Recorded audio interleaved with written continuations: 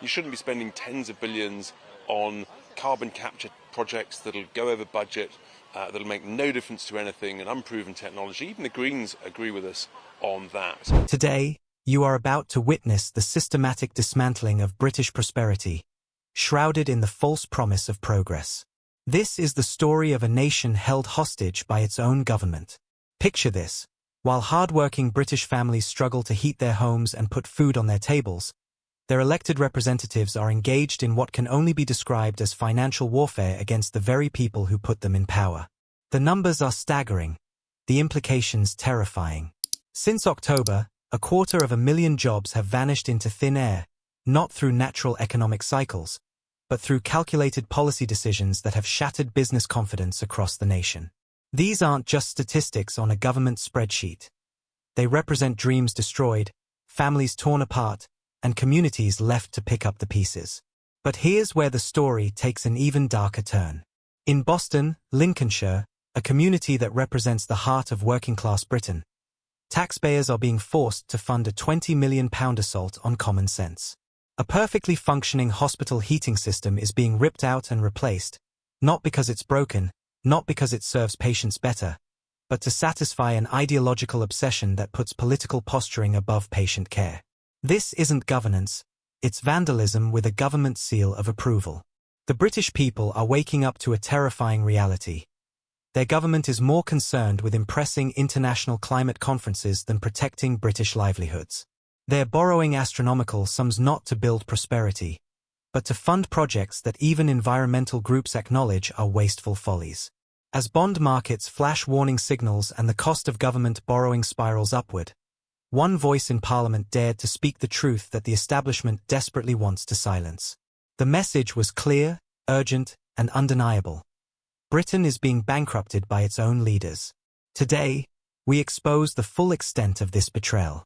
And if you haven't yet, hit that like, subscribe, and click on the bell icon, because we're here to expose the truth, hold power to account, and fight for ordinary people. I have said that we're going to do things differently. We're going to tell the truth, even when they are hard truths.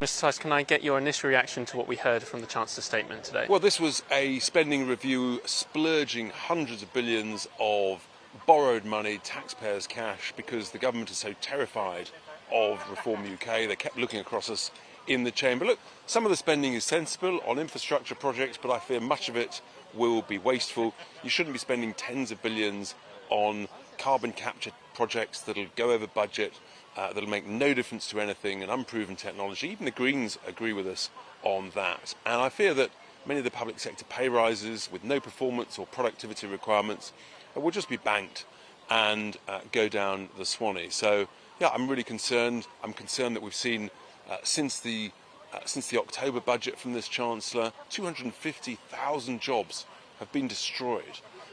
And that's just a collapse in confidence from the business community.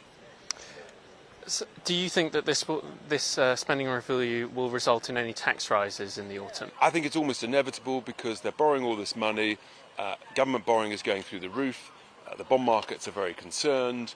The cost of government borrowing is going up, and I think growth is going down. It may disappear, dip back down to zero. You can't tax your way out of a crisis.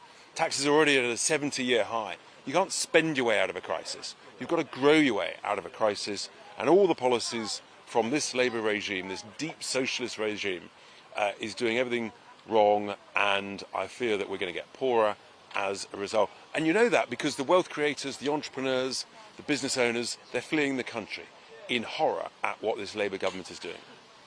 The government said that they had been finding some efficiencies after doing a zero-based review. I know your party has said that you want a Doge-style review and to find more efficiencies. What's your reaction? Well, I was delighted to help educate the Chancellor in the chamber when I said that we've already, in just a matter of weeks, in the 10 councils that we control, we're saving tens and tens and tens of millions of pounds of operational and capital expenditure that's unnecessary.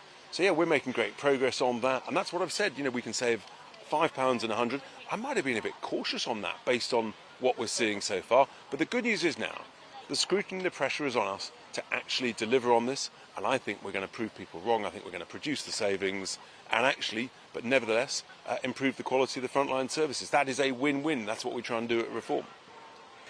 One of the big increases in spending was defence going up.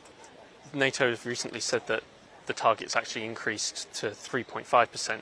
How would Reform pay for increased spending? Well, that's the one bit actually of this spending review where the governments have copied and listened and learned from Reform, because we said in the contract, our manifesto last general election last year, we said you ought to increase defence spending to 2.5% of GDP within 3 years and then 3% in 6.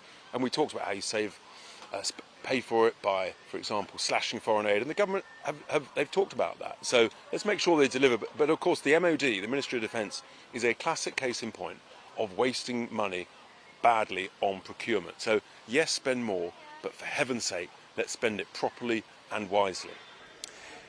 If taxes do have to go up, or do go up in the autumn, where does Reform UK think they should go up? They shouldn't go up. They should stop wasting money. They should start making massive savings. Happy to help the government produce those savings. For example, scrap net stupid zero, and you can save tens of billions in the first year. One mad example for you.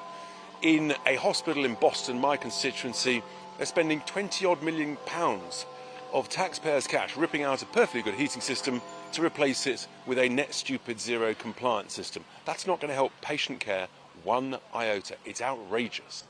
Lastly, what's your message today for the government?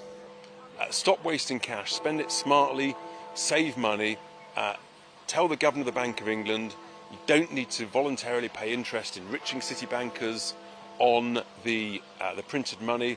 You don't need to do quantitative tightening that's triggering tens of billions of losses. These are things I've written to the Governor of the Bank of England on. And of course the establishment, they don't like it. But I think the message is spend taxpayers' cash smartly and wisely. Stop wasting it.